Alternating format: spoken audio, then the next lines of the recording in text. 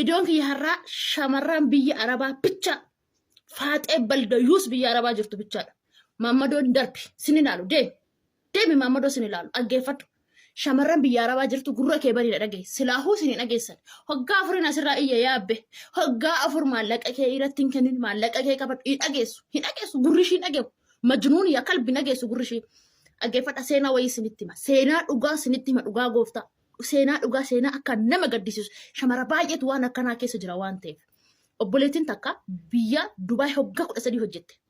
Daa'ima hoggaa fi ji'a 5 gattee biyyaa baate gaafa biyyaa baate jechuudha.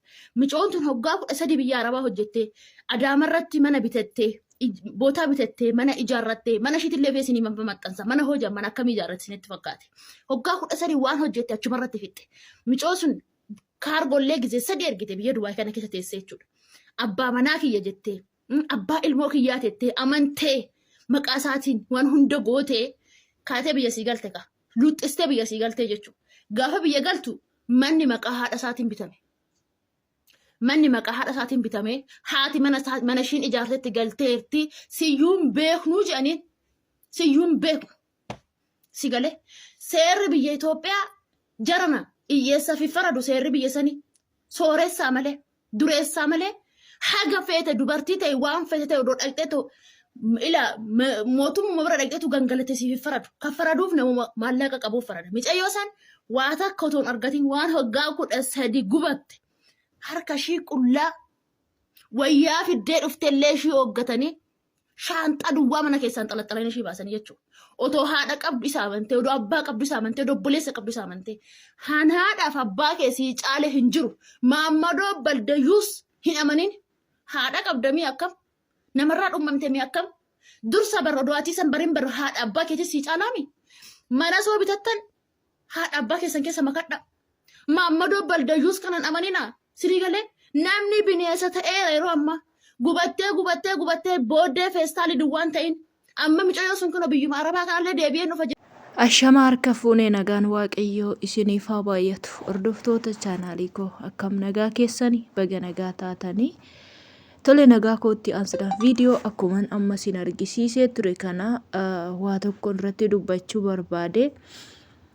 Otoon isin dubbatiin hin dura mee laayik sheer gochuu hin dagatinaa akkasuma warroonni maatiinaaf hin taane asumaanillee maatiinaaf taasisaniin jedha. Warroonni jajjabeessaa jirtan immoo hedduu takka galatooma isiniin jechuun barbaada. Waa'ee ganni irratti xiqqoo tokko haasa'uu barbaade. Micaa'oon tun yeroo baay'ee ijoollee shamarran keessattuu shamarran biyya arabaa keessa jiraniif yeroo baay'ee sagalee taati akkasuma ijoollee dhiirotaa warroota rakkoo garaagaraa keessa jiraniif illee sagalee taati jechaadha. Warroota rakkatan hedduu isaanii gargaaraa oolti micaa'oon tuni. Rakkoo dhumtii ijoollee keenyaa maaf akka ta'e garuu naaf hin galle jechaadha. Rakkoo nama furuu malee micaa'oon tun guyyaa takka nama tuqxee yookiin nama qeeqxee hin beektu. Wanti ishii irratti deemaa jiruu fi wanti ijoollee nama ishiidhaan jedhaa jiran immoo jecha badaadha. Namni gaafa gaarummaa namaaf godheedha tolli namaa waan akkasiitiin deebi'aa nama jechisiisa jechaadha. Ganni jechaani warri ulfaa'ee dhufee waarratee tan akkasan ta'ee akkasuma godhee waarratee nagatee jedhaan. Isas immoo maa akkana gootu jettee waarrattee warroota dhiiraa kanaaf gadi baatee shamarroota kana akkana gootatte sagalee taatiif. Warri dubartiis immoo akkas yoo ta'e warri dhiiras immoo waanota ta'e rakkoo isaa dhufee himatee waarrateet isa sagalee taatiif. Amma immoo suura ishii gadi garagalchanii intalitti maalitti tana jedhuun maali balleessa micaa'oo kana. Wanti ishiin balleessite hin jiru koo ijoollee gargaaru yoo ta'e malee. Ijoollee gargaaru baqqaa gargaaruudhuma waan kam keessattuu ijoolleedhaaf sagalee taati. Akka isaan rakkoo keessaa ba'aniif jecha warra biyya keessa jiraniif illee micaa'oon tun yeroo itti sagalee taatu jira dhugaa dubbachuudhaaf. Warroota rakkoo garaagaraa qaban biyya keessatti warroota dhukkubsatan suura isaanii fidanii viidiyoo mana ishiitti illee ol seenanii achitti gargaarsa fa'aa goosiftiif intalli tun jechaadha. Garuu maali biliginnaan amma naga'u namni gaafa namaaf tola ooltummaa oole gatiin namaa kana jecha badaan jedhanii micoota mataa ishii gadi cabsan. Badummaa immoo maan qabdurre ofitti amanamtummaadhaan nama hojii ishii hojjetattee dalagaa ishii dalagatu malee intalli kuni nama cim jedheetuma akkuma arge deemuu miti jechaadha.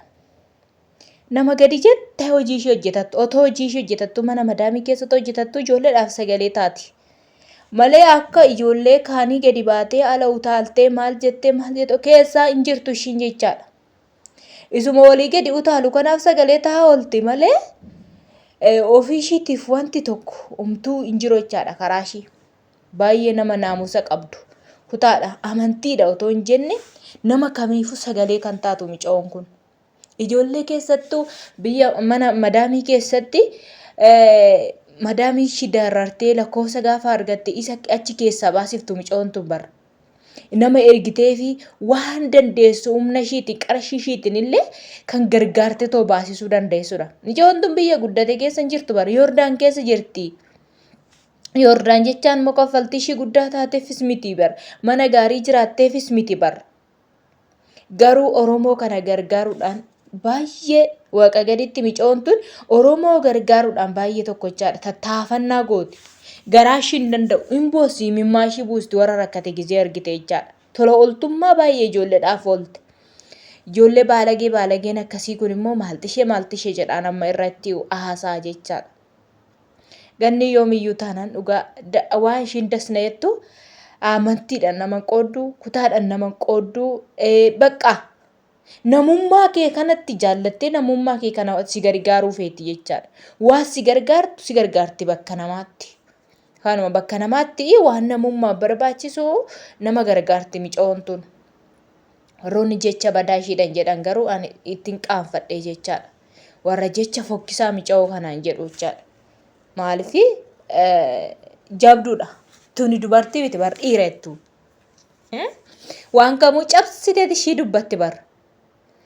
Akkas naan jedhaa baluu kana naan jedhaan jettu cabsitee waarrattee dubbatti. Waan dubbattu waan hojjettus immoo cabsiteet hojjetti isheen. Ofitti amantummaa qabdi jechaadha. Kanaaf isma kana isiniin jechuu barbaade hordoftoota chaanaalii kootii waan dhaggeeffattaniif irree hedduu takka galatoomaa kanuma yeroo gaarii naaf qabaadhaa isiniin jechuun barbaada. Warroonni sitti tole immoo laayik sheerii godhaa. Keessatti warri gannii jaallattan laayikii sheerii godhaa sabskiraayibii godhaa tasuma maatii naaf taayi.